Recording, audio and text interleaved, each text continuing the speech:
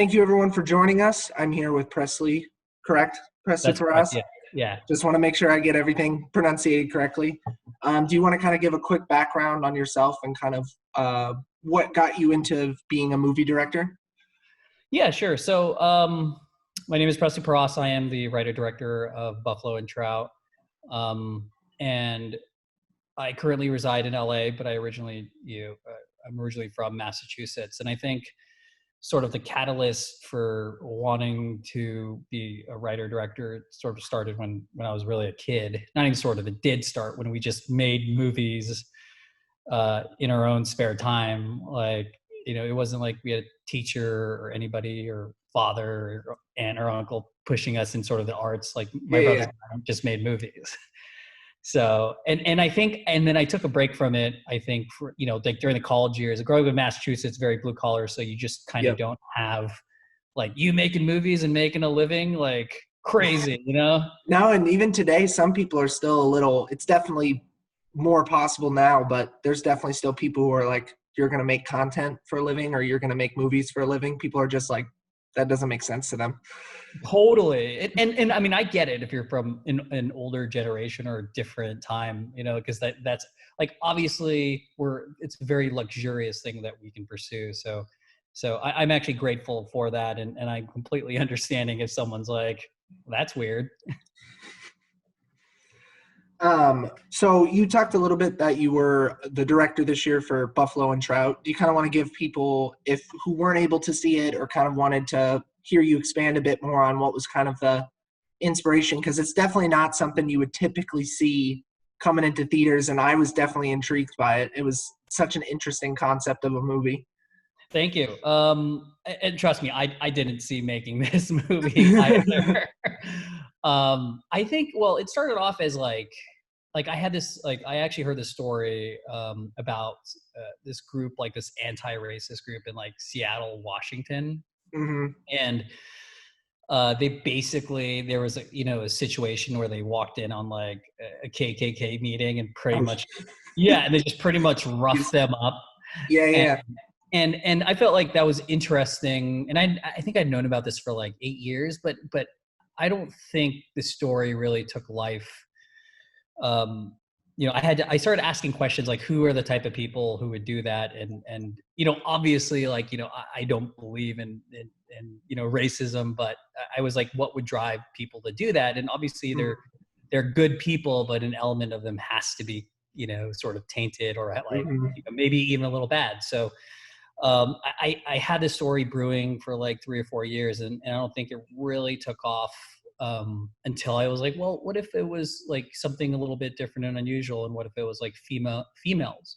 But that still didn't sit with me. I was like, female, like I think Yeah, generally speaking, most people wouldn't just do something like that. And then, then I had a friend that actually had like gone through drug addiction, and I think and in speaking to them in sort of context of their situation, I think that gave it the characters, for me at least, like something to work with that was mm, grounded. And I think that's when like Buffalo and Trout kind of just, grew from there. yeah. So it kind of took a little idea or inspiration where someone just kind of wrong place, wrong time instance, and then from there just kind of kept adding layers and layers until it formed into this really just interesting and very, very captivating story of just two people who would literally just walk into the worst situation possible. Right. And like you said, wrong place, wrong time. That's exactly like And kind of then how. they're just like, all right, what do we do now? So they do it. Right. Right. Exactly. And I would say like there's little like, obviously with every director there's a signature of them in there. And I'm the type that I'm like, you either go big or you go home. It's like you go to 100 or you go 0 miles per hour. And I think I definitely, sprinkle that in within the characters. Yeah. Kind of switching gears a little bit. How has, I know we talked a little bit prior to the interview about kind of how COVID's affected your kind of workplace and your workflow. What's something that you've kind of noticed in your day-to-day life on how things have kind of changed with the virus and how everything's kind of shifted gears a little bit? I would say like at least so I make a living like working in the camera department. So I shoot and that's sort of my main pipeline of work. And what I've noticed is that at least the productions I've been on, and there's been like 2 or 3 productions that I've had, you know, the good fortunes of working on. Uh, People are taking it slower. Like people are actually acknowledging like safety and like, hey, you know, we have to take this step by step, and we have to be mindful. And because at the end of the day, we're making, you know, movies and content, and, you know, going back to what I was saying earlier, like that's a luxury, and we're so fortunate to Yeah, be. of course. Yeah, so that's the biggest like significant change I've noticed, is like there's this like, you know, people are just more mindful, and they're taking their time to kind of acknowledge people as a whole. Do you see this? Obviously, there are negatives to it, and there's been some issues with people either losing their jobs, entire projects just being scrapped. How do you see the industry and kind of movie making in general, or content creation in a broader term? How do you see it kind of going forward post COVID-19, whatever or whenever that is? Yeah, I think like, and this is going to echo what everyone else is thinking, but I think this, if anything, COVID has been forced us to move to digital faster. Yeah. And you know, I think it's obviously great for like streaming services, but like theaters, like I know are hit hard by it, and I personally love watching movies in theaters, and I would love to have attended, you know, the festival, because that's where you really get that interaction. But I think that's like the biggest change is that more people are like, hey, you know, now they're more open to the streaming opportunities, and it Yeah. is an opportunity for sure. Do you feel like people are obviously people starting out and kind of being able to have that option to go directly digital? Um, but what do you see kind of more big players in the industries, whether that be kind of a streaming service like Netflix? Do you think they have more to gain, or do you think it's more of kind of an independent artist time to kind of really push through? Yeah, I mean, that's an interesting question. And you know, obviously, no one knows what's going to happen Yeah, in the obviously. future. But I do hope. I mean, I don't want to knock it back, but I think it will. If it's shown anything, like Amazon and these larger corporate companies have grown from it, and Netflix has grown from it. You know, Disney Plus has grown from it, but then it's affected the, you know, smaller sort of like platforms, and I am hoping that it opens up the avenues for independent filmmaking, and maybe there's a platform that focuses solely on that. That's what I'm hoping for. But Yeah. you know, I definitely see you know, sort of the larger corporations, you know, running with it more than Mhm. smaller guys. Yeah, and that's kind of my biggest worry in terms of post this. Like, do a lot of people have been talking about, oh, I've had personal growth and I've been able to focus on more individualistic projects or kind of taking a step back. Right. But I don't know what a larger corporation is going to do post COVID. Are they going to take a second and be like, okay, like, yeah, let's start from the ground up, start promoting more independent films, these people who've shown they can go straight to digital? Or do we continue to push through and what they've always done, which is just pushing big budget films and not really, I don't know. I kind of wanted to hear your Right. thought on like just kind of what you thought about that. I mean, I am like, I definitely, like, don't get me wrong, like I use, you know, for example, Amazon, Yeah, of course. but I also see like there was another festival, Panic Fest in Kansas City, and the Armar Theater is been directly affected by it. And in my experience, especially as an independent filmmaker, you know, my growth professionally and creatively really has come from like the people that sort of hang out and you know, circulate within these smaller independent theaters. And it is a little bit scary where, as like indie artists, if you're not part of like indie filmmakers, if you're not part of a larger machine, like, you know, there's a chance that you really get left out. And Hmm. you know, I think it's really more important that you know, obviously people do create, but I think it's important that people keep in mind, like, we have to support like the local community, like local, you know, activities and businesses Hmm. such as this film festival. I mean, you know, like I think again, like, you know, this is how this is an opportunity for me to grow, and this is my best chance. Like, you know, Hulu and Netflix, as optimistic as I am, I can't just walk in the door and have an interview with them. So, Oh, and that's the unfortunate part is there's so many good filmmakers and so much good content that just goes completely unnoticed because it doesn't have that stamp of either the production company, the director, or whatever it may be, and people are just like, I don't know who that is, and they just pass on it. right. And I would say, like, I have friends in the industry, like with Buffalo Trout, Yeah. and I'll tie this into what we're talking about. Like, I had friends who work at like legitimate, production companies who are creative execs who work on these big projects, or like, projects that are 10 million or more. And when I showed them Buffalo and Trout, and maybe I didn't, like, out of the 5 I showed, my one friend at American Horror Story was like, this is dope. But then I showed the other 4 people and they're like, this is a little crazy and a little wild. And I really walked into the film festival route not confident. And Mhm. when it went out there, like, I found that festivals resonated with it, many festivals, and it was completely different from the Mhm. perspective that I gained initially from these larger companies that are outputting these larger, more commercial projects. So as much as I want to say, like, hey, it's going to be a good thing for indie artists, like, I Mhm. actually think it's going to affect us more directly Yeah, than large movies. because you're not able to get, obviously there is the digital platform, but when you have a film festival with an art festival or anything in general with just a large film festival, you have people coming to it already expecting to watch a movie. So if Right. they walk into another movie, they're like, oh, this is great. When it's digital, it can be a little bit harder to remind people, oh, it's this time, this is the one time you watch it, and then maybe a couple days later we'll restream it.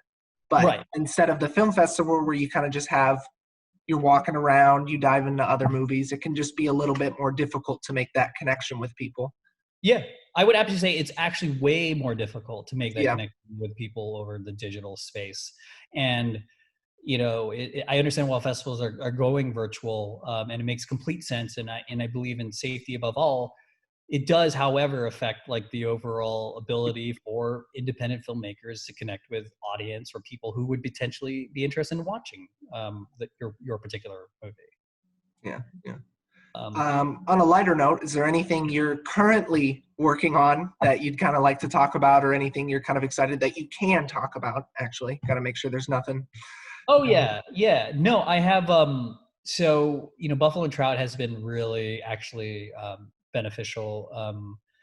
It's allowed me to actually sign with like a manager, and it's been great as far as like we're developing like a feature length version of Buffalo and Trout, and I currently have. It's also given me the opportunity to basically produce a couple micro budget movies, Mm-hmm. and one was shot in LA and one was shot up in Chico, up north. So it's allowed me to also work on those movies, and I have one movie that's actually that I produced that's going to sell.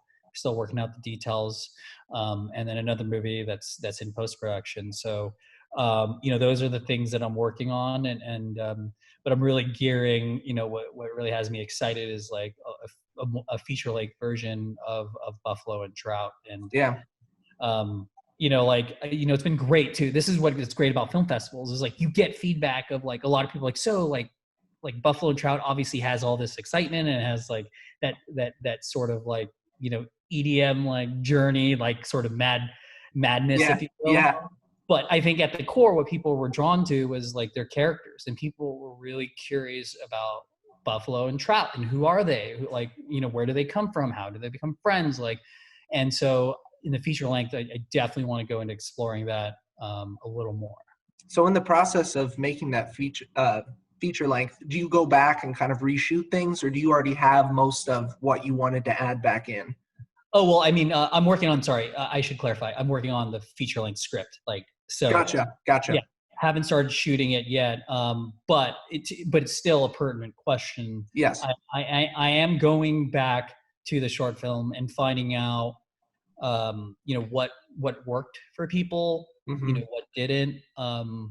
Because at the end, and it's so interesting because like what I thought was cool, like the audience may have not found as cool, and then something that I was diligent about giving its credit, someone found way more like exciting, Mm-hmm. excited about it than I may have been, or they've Yeah. even pointed things that I was like, oh, I never knew that, like, so it's been like, I definitely reference the short, but I am, I'm looking at the feature length as like its own entity, but still carrying the spirit and the identity of the short.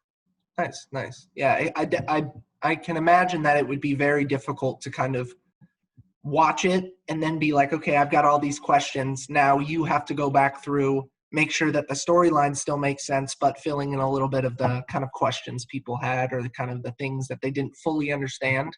Is Right. that kind of a difficult process? Or since you have such a good base material to start from and a little bit of feedback, is that something that you feel like will be an easy process or something that will kind of give you a little bit of struggle in terms of that writing process?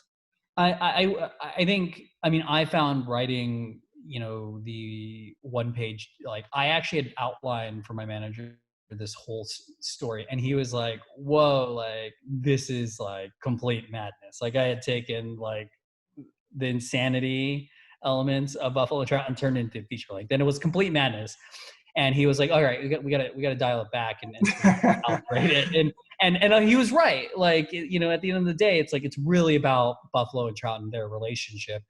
And I found difficulty, and I'm jealous of anybody that's like, oh, this process is easy, because it's not. For me, I have so many directions that I want to go in, and you're compelled to like go to, but you're like, no, like you have to have a structure and a foundation, and that's not always sexy and fun. Like, No, the whole bones of the project is not the fun part. right, It's it's the like grind. It's the grind of having to figure it out, put it together, and then from there you can take that idea and start to fill in the pieces of where it actually needs to grow from, as opposed to right. people that are just like, oh, you have an idea, film it. I'm like, that's no. Right. And you're absolutely right. Like Buffalo and Trout was something that, it started off as a 20-minute short, and now it's 13, and I had to really fine tune it. Like, there are some hard cuts, but I was like, ultimately I was like, this is, I'm gonna serve it to the story. And I'm like, what is the essential, details Mm-hmm. that really drive this story? And so it was challenging on a short, but to do it on a feature length script is a whole other beast. And so I'm finding myself like I'm spending a lot more time on this 1-page document, 2-page document, Yeah. and than I have on the script for Buffalo and Trout, because it's like, does that idea work? Does that idea work? Like, and I think it's normal, like to where you kind of do like a lot of the pre-writing, and then once you have the story, you can just zoom ahead. Well, I'm super excited to see when that eventually comes out, and excited to see what the full length looks like in comparison to the short. Yeah, I think yeah, and I think you'll like it if you enjoy the short. I think like the biggest thing is like I want to still keep that I keep calling it madness, but I'm like, I'd like that madness a little bit, and I'm Yeah. trying to keep that in there, but in a focused story. Yeah. Is there anything in particular that you've been watching or kind of been enjoying kind of watching either on any sort of service, or if you've been able to look at any sort of like specific screenings of movies? What are some things you've been kind of watching to stay sane during this time? Well, I mean, it's been I've been watching some really bad movies, which I think are great. Um, No, I get in those all the time where I'm like, this is just a interesting movie where I'm just like, what is going on? But I want to keep knowing more, or it's just structurally not the best, but I'm right. interested. Yeah, no, exactly. Yeah, I would say that in a weird way, like the pandemic has allowed me to watch movies that I haven't seen before, and that I wouldn't have given the time or day. And I should take it back. Like I don't want to call it bad movies, just movies maybe that aren't my bad, necessarily my taste. But it's really like I found myself rewatching like old movies that I love, like Mad Max Fury Road. I mean, I even revisited like 300, and Yeah. like, and then I dived into shows that I would have never dived into, like Working Moms on Netflix. It's a good show. I've it's, seen it. It's a really good show. yeah, It's a right. really Like good show. You it's wouldn't expect to like it, but then you're about 3 seasons in, and you're like, okay, this is good. It's no longer a guilty pleasure. I enjoy this.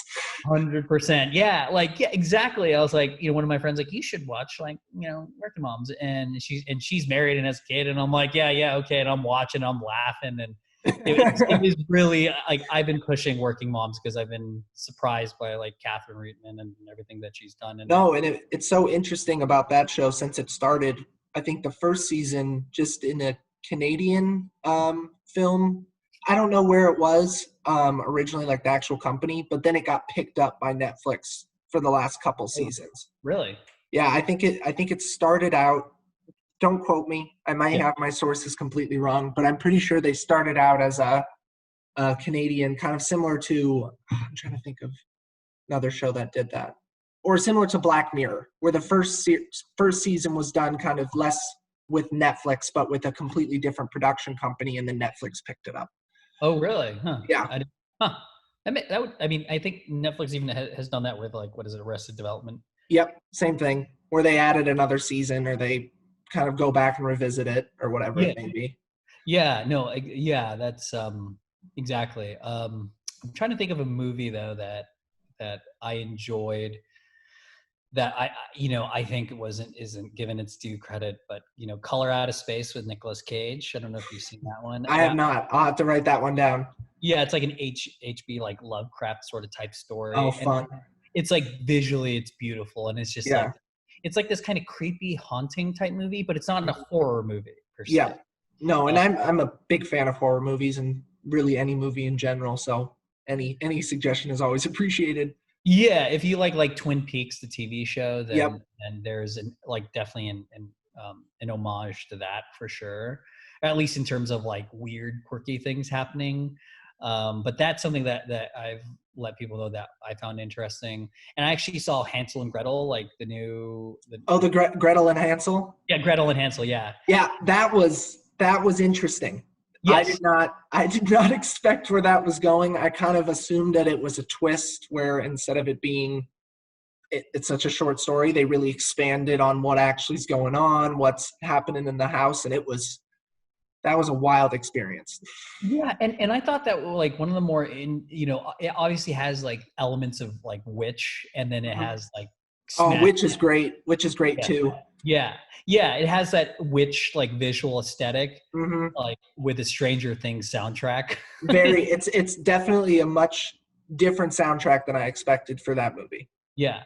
And did you like the what is it, the hunter, the huntsman in there, like you know I wanted to bring to light because I found it such like I think it was like even though it was a period piece, they ended up casting like an African American as the huntsman, and he obviously has a short bit in Gretel and Hmm. Hansel, and I thought that was such an interesting choice because I was like, it was a story based in folklore, and I think people get tied up in like you got to like hire someone that in that time, and I think if you're telling an autobiography, like for sure, but if you have Yeah. like fantastical like folklore story, then like have fun with it. And that's I enjoy when people take older stories or folklore and they reinterpret it. I'm trying to think of another movie that did a good job about.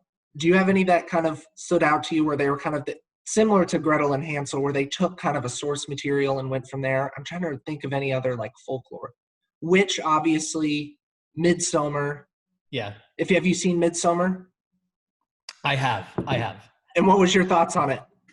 I will. I think I am definitely a minority.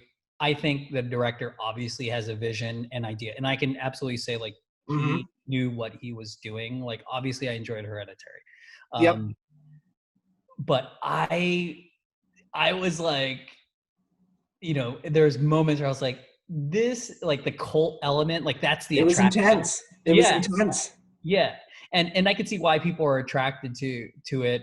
But I've never been the type to be like, hey, let's go to Burning Man and go to a festival. Like I don't have that sort of curiosity, so it was No, hard for me to it was connect. so interesting to me to see how it was put in the guise of like a not even a music festival, but like a festival that was just like, oh, come and it's a good time. Like we bring back friends all the time, and I'm like, that's already a red flag for me. Like I would not go on this, but the story was just so crazy that I was just like, it was a typical horror trope where every single red flag was visible to anyone but the people in the movie. Right. The story was just so crazy and so intense, and the whole visuals of the movie, I've watched it again since the first time, and you notice much more in the visuals where they're really trying to emphasize that they're on crazy amounts of hallucinogenics once they get to Sweden and or whatever country they're in, and then there's just so many weird visuals and weird like cues where toward the end of the movie all the trees have faces in them, and it was a wild experience. Yeah, I think I love like the symbology, because I think I watched like the Q&A because I was curious by the movie. Like I could say it wasn't my favorite movie, but I love the visuals. No, and that's fine. I And enjoy getting different opinions on movies that are widely praised, and then some people can be like, yeah, it just wasn't my thing. yeah, and that's what it came down to. But I saw the perspective and where he was going with it, and I could see why people were into that movie, and because like the visuals were beautiful and stunning and like intentional. Like there wasn't any part of the movie where I was like, huh, that was weird. It was more like that like these are crazy choices that it's intense. Making it. Yeah. And I could see the traction behind that. And then up until at least an hour into the movie, even the audience, like you and I still don't fully have a grasp of who everyone is, what's actually going on, the way they shot the film with a lot of just side pan, where that's all they did. So you never got a full idea of the full space. You were just given this 2D plane and never knew what was outside of it. Right. And you're absolutely right. They were making sure that they're keeping your sort of focus narrow. Like it worked. It worked for me, where toward the end I was just like, everything started clicking, and a lot of things that you would have missed because of the way they shot the film, it starts clicking, and then that's for me what made it so kind of intense and so interesting. Yeah, for sure. And then I think, like it's a great, obviously there are huge, I always think it's when a film has people that absolutely love it and then people that don't like it at all, I take that as a great sign. I'm like, that's a good movie. Yes. You don't want very lukewarm. That's not, and there are some people who are going to go out there and try to make something that's, I don't want to say digestible, but something that's just easy for everyone to kind of consume, understand. Oh, you get it, you don't get it. But it's not like I love this or I hate this. Right. It's kind of this lukewarm, like, yeah, it was a movie. Yeah. And I think when making, going back to Buffalo and Trout, like, of course. And this is why I respect the director of Hereditary and Midsommar, is like, when I was making the movie, I was like, people are either going to love this or hate it. And that's what I was really aiming for. Yeah. And I think a lot of people sometimes shy away from that kind of initial gut factor of people being like, ooh, like don't really know how to take it. Either they're going to react really, really well or really, really bad, or however you may want to interpret that. I think a lot of people sometimes pull that punch a little bit in fear of getting so much backlash from it, as opposed to being like, let's see where this idea that I originally had, let's see how people react to it. Right, exactly. And I think that's like, I think just like anything else, like, the people that throw the first, punches are the ones that, really benefit from that, because, they're risking it all. Like, I mean, I'm sure the director of Hereditary probably got some commercial movies and we're like, hey, you made a critically acclaimed movie. Now it's time to cash in. But instead he decided to be like, let me even go stranger and fucking wilder with it. And I love that, like I respect it. Like I can respect someone's movie, even though it's not my cup of tea. I can respect that when they're making a choice and they're sticking by their decisions and there's a logic behind it. That's when I'm like, I can, give kudos and credit to. So, it's like that's, I think a mark when I've been lucky to go to these festivals, and I can tell when writer directors like, this is what I wanted versus like, I just accidentally sort of landed here. Yeah. Well, I appreciate you sitting down and taking some time to talk with us a little bit about what you've been up to and kind of things you've been watching and things that you're excited about. Make sure everyone stays tuned for more of these director interviews coming up soon. Thank you. All right. Thank you.